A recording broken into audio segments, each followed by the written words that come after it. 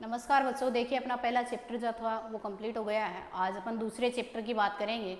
दूसरा चैप्टर जो है जैविक प्रक्रम।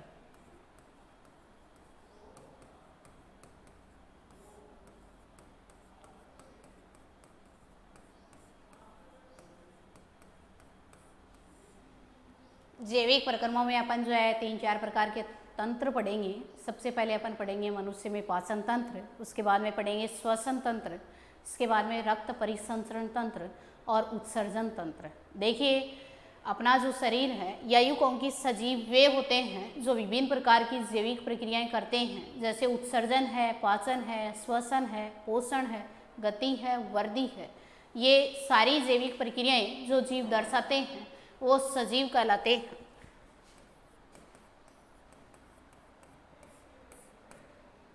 कि वे जीव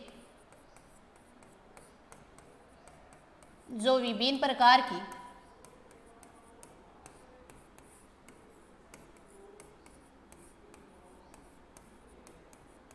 जैविक क्रियाएं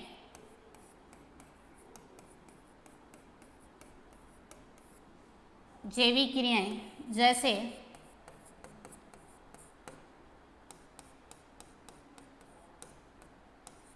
पोषण,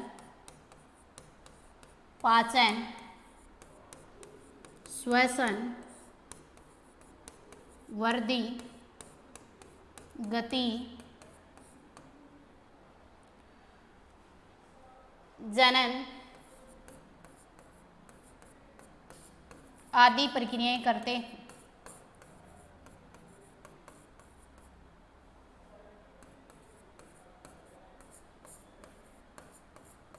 सजीव कहलाते हैं। कि ऐसे जीव जो विभिन्न प्रकार की जैविक क्रियाएं, यहाँ प्रत्येक जैविक क्रिया के बारे में अपन पढ़ेंगे। जैविक क्रियाएं जैसे पोषण, पाचन, श्वसन, वृद्धि, गति, जनन आदि करते हैं, सजीव कहलाते हैं। देखिए प्रत्येक जीव जो होता है उसको भोजन के लिए, ऊर्जा के लिए जो है भोजन की ज़रूरत होती है और उस ऊर्जा का उपयोग वो वृद्धि एवं जनन जैसे कार्यों में करता है। इसके अलावा जो है उसको अपन बोलेंगे पोषण। पाचन कि अपन क्या करते हैं कि भोजन जो है बड़े बड़े ग्रास के रूप में, जटिल कार्बनिक पदार्थ के रूप में ग्रहण करते हैं और विभिन्न एंजाइमों की सहायता से, विभिन्न क्रियाओं की सहायता से या विभिन्न एंजाइमों की सहायता से, विभिन्न रासायनिक अभिक्रियाओं की सहायता से जटिल कार्बनिक यौगिकों को सरल कार्बनिक यौगिकों में बदला जाता है। तो ऐसी प्रक्रिया पाचन कहलाती है, जो अपन यहाँ इस चैप्टर में डिटेल से लेंगे।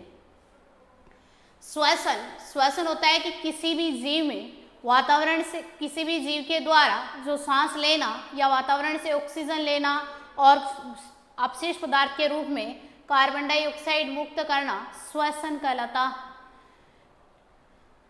श्वसन के बारे में भी अपन दूसरे पार्ट श्वसन तंत्र में पढ़ेंगे। वृद्धि कि प्रत्येक जीव जो है वृद्धि करता है, अपने जो है भार और आयतन को जो है बढ़ाता है। गति कि जितने भी जंतु होते हैं वो जो है गति एक स्थान से दूसरे स्थान पर के चल करके प्रदर्शित करते हैं, परंतु जितने भी पादप होते हैं वो गति एक स्थान विशेष पर करते हैं अपने अंगों के द्वारा।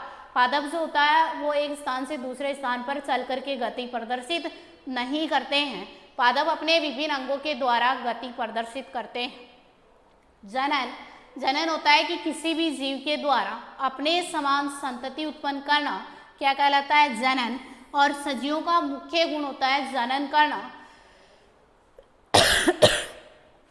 सजीवों का मुख्य गुण होता है जनन करना। तो अपन ये कह सकते हैं कि ऐसे जीव जो विभिन्न प्रकार की जैविक क्रियाएं जैसे पोषण, पाचन, श्वसन, वृद्धि, गति, जनन आदि करते हैं क्या कहलाते हैं, सजीव कहलाते हैं। समस्त पेड़ पौधे एवं जीव जंतु अपन क्या दे सकते हैं, उदाहरण दे सकते हैं।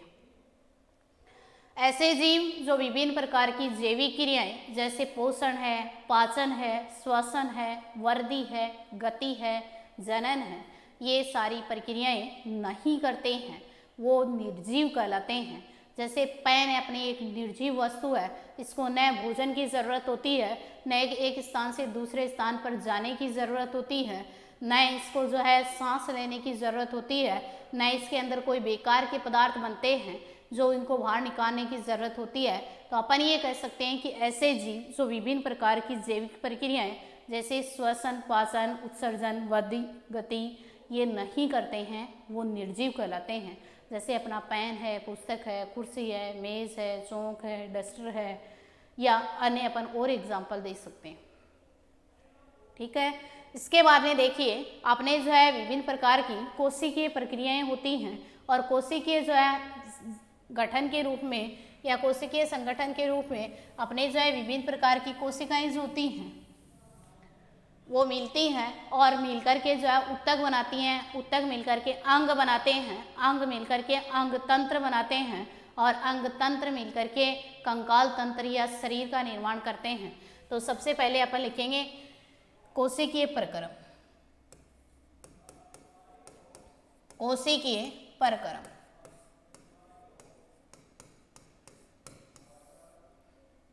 सबसे पहले अपन बात करेंगे कि कोशिका से ऊतक, ऊतक जो है मिलकर के अंग बनाते हैं, अंग मिलकर के अंग तंत्र बनाते हैं, अंग तंत्र मिलकर के क्या बनाते हैं? शरीर बनाते हैं। अंग तंत्र मिलकर के क्या बनाते हैं? शरीर बनाते हैं। देखिए एक मकान को बनाने के लिए विभिन्न प्रकार के ईंटों की, असंख्य पत्थरों की जरूरत होती है। ठीक उसी प्रकार से प्रत्येक जीव के शरीर को बनाने के लिए विभिन्न प्रकार की सूक्ष्म इकाइयों की जरूरत होती है, और उन सूक्ष्म इकाइयों को अपन क्या कहते हैं? कोशिका कहते हैं। या ये कह सकते हैं कि सजीव शरीर की सबसे छोटी इकाई जो होती है वो कोशिका कहलाती है। सजीव शरीर की सबसे छोटी इकाई जो होती है वो कोशिका कहलाती है। देखिए कोशिका आपके प्रश्न दिया हुआ है कि सजीव की संरचनात्मक क्रियात्मक इकाई क्या कहलाती है, आपको वहां आंसर देना है कोशिका कहलाती है। तो अपन ये लिख सकते हैं सजीव शरीर की सबसे छोटी इकाई क्या कहलाती है? कोशिका कहलाती है। कक्षा 9 में आप डिटेल से पढ़ के आए हैं, लेकिन यहाँ थोड़ा आपकी डेफिनेशन वगैरह है तो बता देते हैं। सजीव शरीर की सबसे छोटी इकाई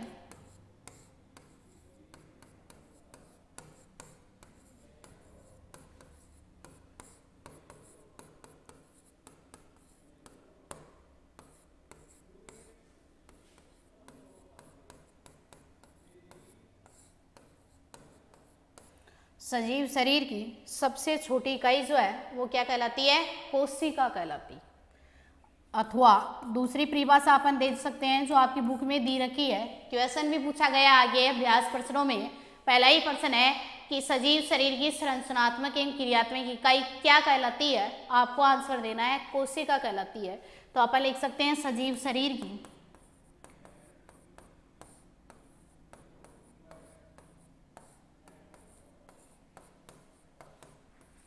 संरचनात्मक एवं क्रियात्मक इकाई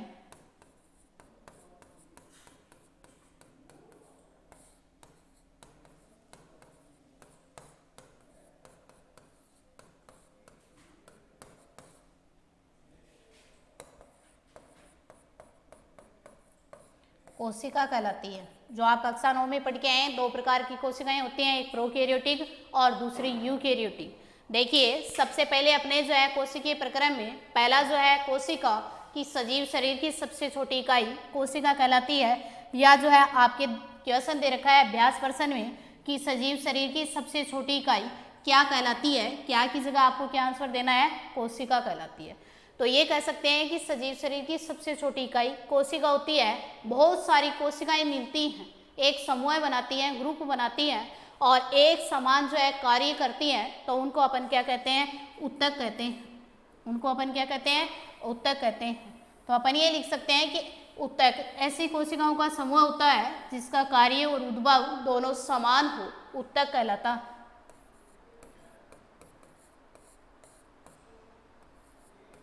ऐसी कोशिकाओं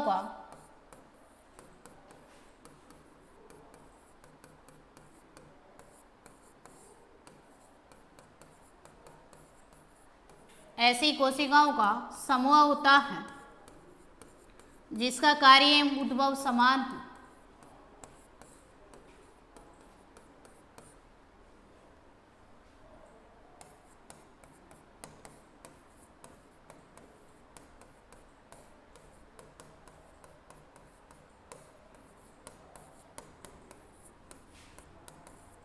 उत्तक कहलाता है।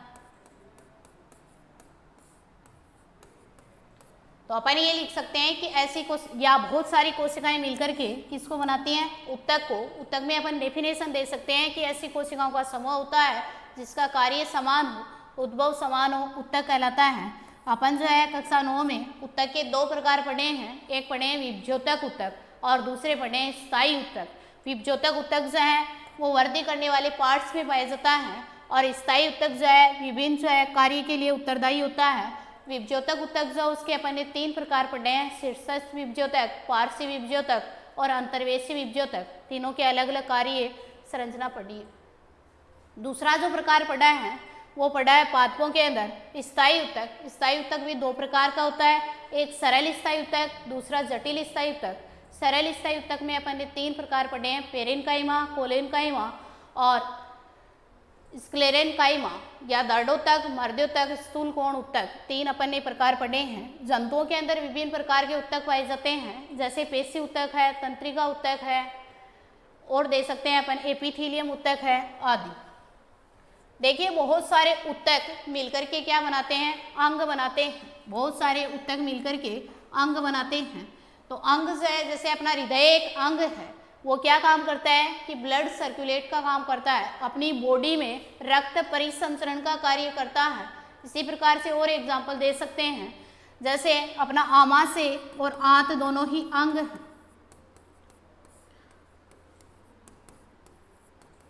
आमाशय एवं आंत दोनों ही अंग है। ये क्या कार्य करते हैं, अपने पाचन तंत्र बनाने का कार्य करते हैं, या अपन ये कह सकते हैं ये भोजन को पचाने का कार्य करते हैं। और एग्जाम्पल दे सकते हैं जैसे श्वास नली और कंठ अंग है।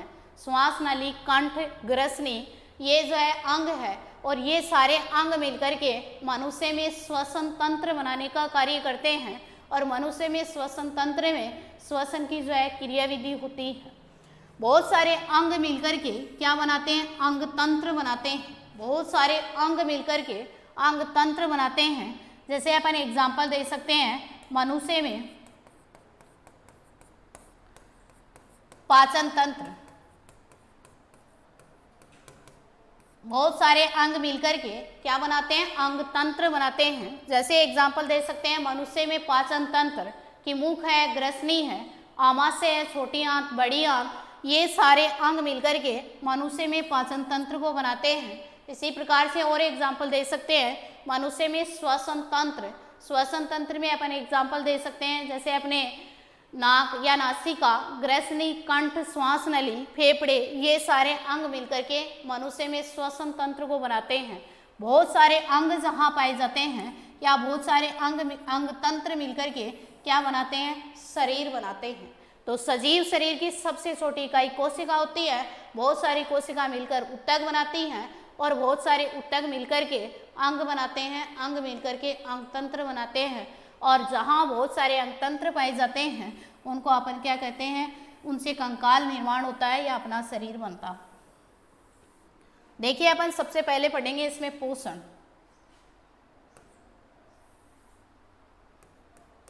पोषण क्या होता, प्रत्येक सजीव जो होता है उसको भोजन की आवश्यकता होती है। भोजन का जो है पचने के बाद में वो अपनी ऊर्जा प्राप्त करता है। उस ऊर्जा का उपयोग जो है वृद्धि एवं जनन जैसे कार्यों में करता है। तो अपन ये लिख सकते हैं कि पोषण किसी जीव द्वारा भोज्य पदार्थ ग्रहण करना, उन भोज्य पदार्थों से जो है ऊर्जा प्राप्त करके उस ऊर्जा का उपयोग वृद्धि एवं जनन जैसे कार्यों में करता है, तो उसे अपन क्या कहते हैं, पोषण कहते हैं। किसी जीव द्वारा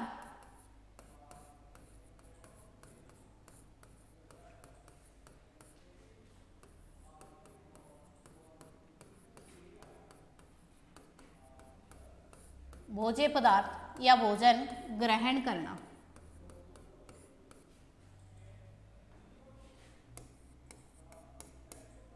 भोजन ग्रहण करना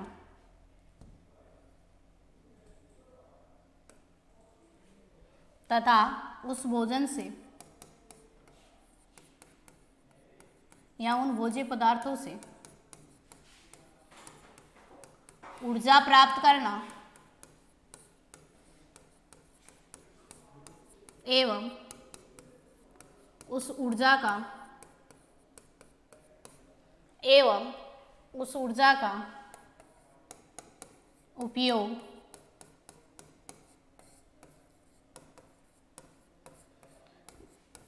वर्दी एवं जनन जैसे कार्यों में करना।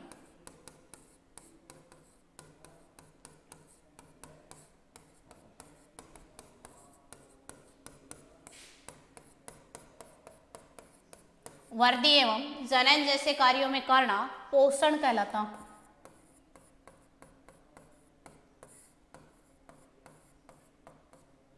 क्या लिखेंगे कि किसी जीव के द्वारा भोज्य पदार्थ ग्रहण करना, उस भोजन से प्राप्त ऊर्जा का उपयोग या उस भोजन से ऊर्जा प्राप्त करना, उस ऊर्जा का उपयोग वह वर्दी एवं जनन जैसे कार्यों में करते हैं, तो उसे अपन क्या कहते हैं? पोषण कहते हैं, न्यूट्रिशन कहते हैं।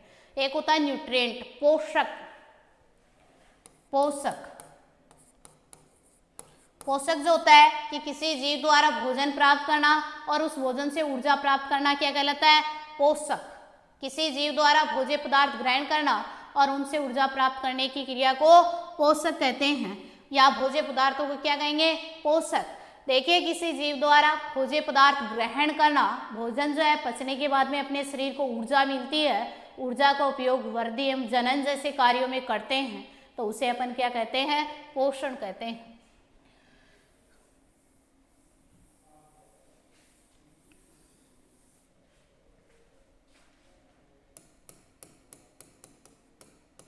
देखिए, पोषण जो होता है इसके अंदर अपन ऊर्जा प्राप्त करते हैं पोषण से, या भोजन से ऊर्जा प्राप्त करते हैं। देखिए, यहाँ भोजन जो है या पोषण जो है, इसके अंदर विभिन्न प्रकार के जो है पोषक तत्व पाए जाते हैं। भोजन में विभिन्न प्रकार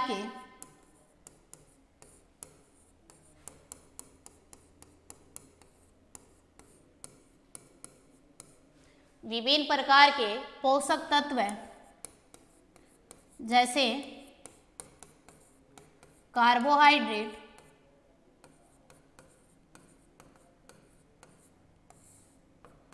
वसा, प्रोटीन,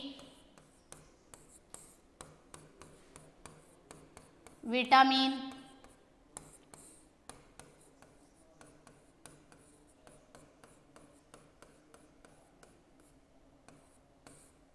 खनिज लवण, जल एवं आहारी रेशे या रुक्षांश रेशे।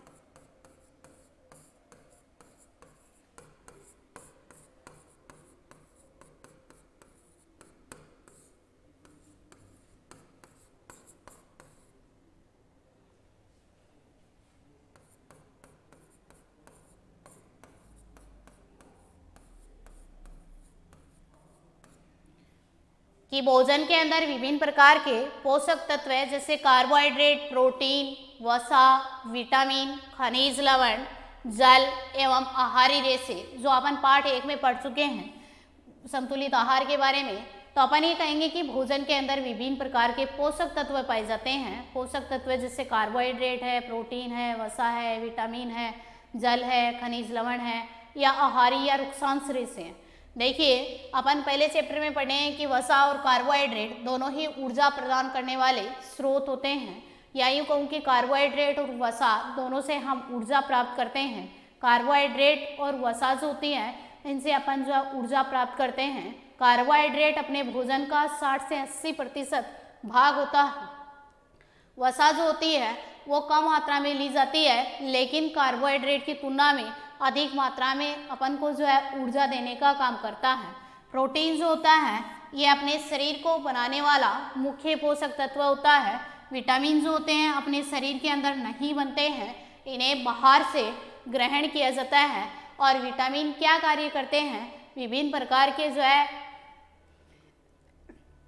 विटामिन विभिन्न प्रकार के हमने हार्मोन या अपनी इसकी विटामिन की थोड़ी सी मात्रा भी अपने शरीर के लिए अत्यंत आवश्यक होती है। इसी प्रकार के खनिज लवण जो होते हैं, विभिन्न प्रकार के खनिज तत्व जो होते हैं, इनकी भी थोड़ी सी मात्रा अपनी बॉडी के लिए बहुत लाभदायक होती है, जिन्हें हम फलों से, सब्जियों से, सूखे मेवों से, मांस, अंडे, दूध इनसे प्राप्त करते हैं।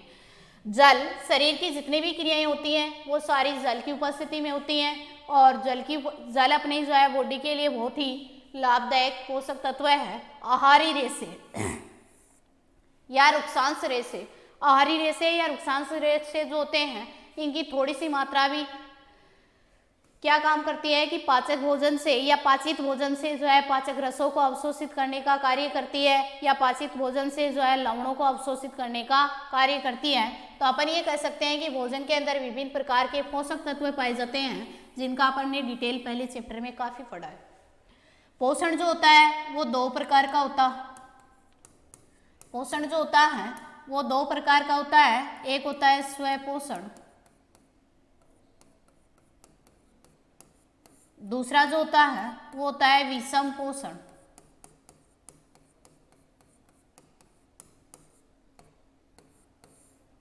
एक होता है स्वपोषण और दूसरा होता है विषम पोषण। स्वपोषण के ऐसे जीव जो अपना भोजन सूर्य के प्रकाश की उपस्थिति में खुद बनाते हैं स्वपोषी कहलाते हैं और पोषण का यह प्रकार स्वपोषी कहलाता।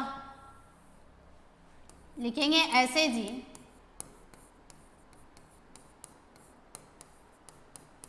जो अपना भोजन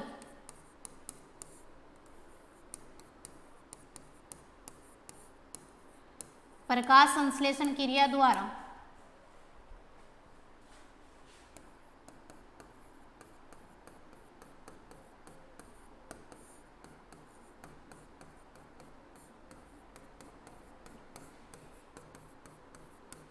स्वयं करते हैं।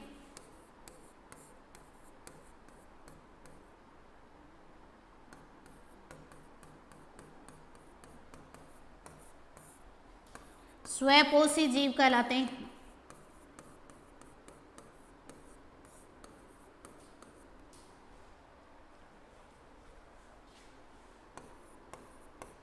तथा पोषण का यह प्रकार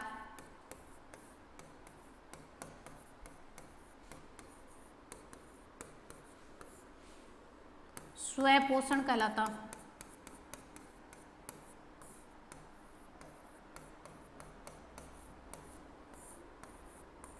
पोषण का यह प्रकार स्वपोषण कहलाता है कि ऐसे जीव जो अपना भोजन प्रकाश संश्लेषण प्रक्रिया द्वारा स्वयं करते हैं स्वपोषी जीव कहलाते हैं। पोषण का यह प्रकार स्वपोषण कहलाता है। जैसे अपन एग्जाम्पल दे सकते हैं,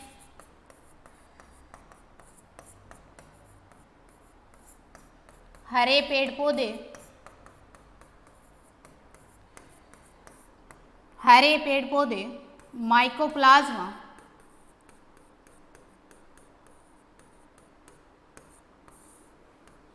नील हरित शैवाल,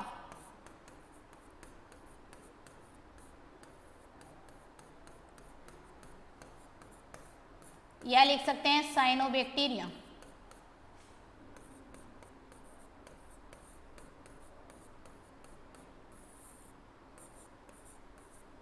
नील हरित शैवाल या साइनोबैक्टीरिया के ऐसे जीव जो अपना भोजन प्रकाश संश्लेषण क्रिया द्वारा स्वयं बनाते हैं स्वपोषी जीव कहलाते हैं।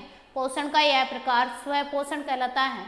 अपन दे सकते हैं जैसे हरे पेड़ पौधे जिनके अंदर क्लोरोफिल वर्णक पाया जाता है, माइकोप्लाज्मा, नील हरित शैवाल या इसको साइनोबैक्टीरिया भी कह सकते हैं। देखिए प्रकाश संश्लेषण की क्रिया हरे पौधे जो करते हैं उनके वही पौधे कर पाते हैं जिनके अंदर क्लोरोफिल वर्णक पाया जाता।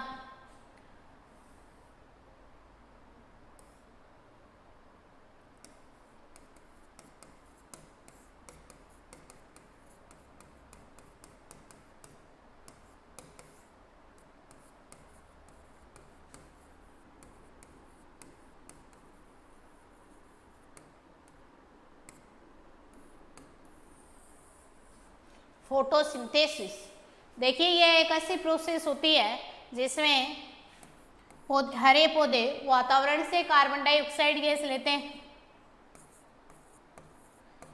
मिट्टी से जो है जल लेते हैं, सूर्य के प्रकाश की उपस्थिति में या लिख सकते हैं सनलाइट, क्लोरोफिल की सहायता से। क्लोरोफिल जो होता है पर्णहरित को ही बोलते हैं और एक पिगमेंट होता है वर्णक होता है जो पादपों को हरा करने का काम करता है।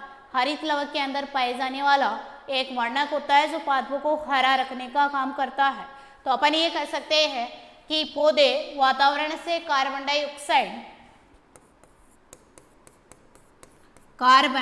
डाइऑक्साइड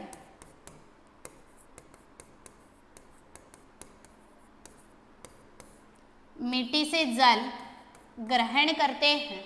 सूर्य के प्रकाश की उपस्थिति में क्लोरोफिल पिगमेंट या क्लोरोफिल वर्णक या पर्णहरित वर्णक की सहायता से अपना भोजन कार्बोहाइड्रेट के रूप में बनाते हैं। C6H12O6 साथ में जो है ऑक्सीजन को कुछ मात्रा में नमी बनाते हैं और साथ में जो है ऑक्सीजन को मुक्त करते हैं, जो हमें मुख्य जीवन देने वाली गैस होती है। इस अभिक्रिया को संतुलित कर देंगे कि 6CO2 प्लस 12H2O, तो अपन ये को जो है कार्बोहाइड्रेट प्राप्त हो जाएगा और कार्बोहाइड्रेट में भी ग्लूकोज प्राप्त होगा जो भोजन के रूप में पादप प्राप्त करते हैं। यह हो जाएगा जल और ये साथ में प्राप्त हो जाएगी ऑक्सीजन, ये प्राप्त हो जाएगी ऑक्सीजन। तो अपन ये लिख सकते हैं कि वे पौधे जिनके अंदर पर्णहरित वर्णक पाया जाता है, यानी कि हरे पौधे वातावरण से कार्बन डाइऑक्साइड गैस लेते हैं, मिट्टी से जल ग्रहण करते हैं, सूर्य के प्रकाश की उपस्थिति में क्लोरोफिल वर्णक की सहायता से अपना भोजन कार्बोहाइड्रेट के रूप में बनाते हैं, साथ में उत्पाद के रूप में ऑक्सीजन को मुक्त करते हैं। तो ऐसी प्रक्रिया को अपन क्या कहते हैं? प्रकाश संश्लेषण अभिक्रिया या प्रकाश संश्लेषण क्रिया कहते हैं। देखिए कई बार आपके क्वेश्चन पूछते हैं कि प्रकाश संश्लेषण अभिक्रिया के लिए एक रासायनिक समीकरण दीजिए, तो आपको ये देना है 6CO2 प्लस 12H2O। सूर्य के प्रकाश की उपस्थिति में क्लोरोफिल वर्णक की सहायता से carbohydrate C6H12O6 plus 6H2O plus 6O2। देखिए यहाँ कार्बोहाइड्रेट के रूप में पौधे भोजन प्राप्त करते हैं और प्रकाश संश्लेषण की क्रिया करते हैं, उस समय ही केवल कार्बन डाइऑक्साइड गैस का श्वसन में उपयोग करते हैं। बाकी जो है रात के समय या जब जो है प्रकाश संश्लेषण की क्रिया पौधों में नहीं होती है, उस समय वो ऑक्सीजन गैस का उपयोग करते हैं और दिन के समय प्रकाश संश्लेषण की क्रिया करते हैं। सूर्य का प्रकाश जो है होता है उस समय ये जो है कार्बन डाइऑक्साइड का गैस का उपयोग जो है प्रकाश संश्लेषण की क्रिया करने के लिए करते हैं, हमें बदले में ऑक्सीजन गैस देते हैं जो हमारी मुख्य गैस होती है, जो वातावरण में 20.95% या 21% पाई जाती है। ठीक है, इसके बाद में पोषण का दूसरा जो प्रकार होता है वो है विषम पोषण, कि कुछ ऐसे जीव होते हैं जिनके अंदर जो है भोजन प्राप्त करने की या बनाने की क्षमता नहीं होती है, वो अपने भोजन के लिए दूसरे जीवों पर निर्भर रहते हैं। तो दूसरा अपन पढ़ेंगे विषम पोषण। विषम पोषण वो था ऑटोट्रोफिक, ये है हेटेरोट्रोफिक्स। अपन लिखेंगे कि ऐसे जीव जो अपना भोजन नहीं बना पाते हैं, अपने भोजन के लिए दूसरे जीवों पर या दूसरे पादपों पर निर्भर रहते हैं, वो विषम पोषी कहलाते हैं। और पोषण का यह प्रकार विषम पोषण कहलाता है कि ऐसे जीव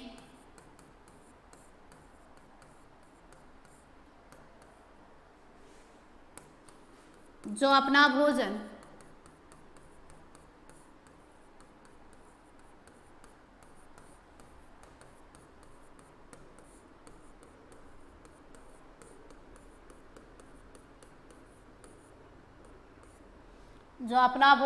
स्वयं नहीं बनाते हैं, अपने भोजन के लिए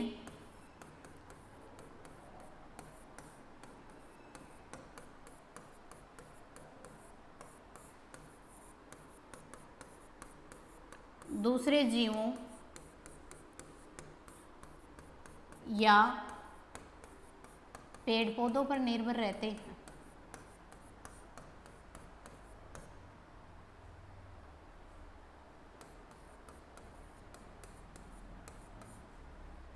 दूसरे जीवों या पेड़ पौधों पर निर्भर रहते हैं, विषम पोषी कहलाते हैं।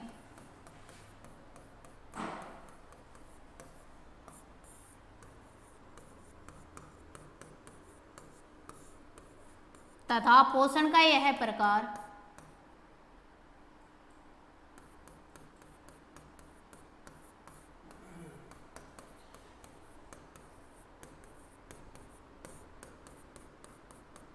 विषम पोषण कहलाता।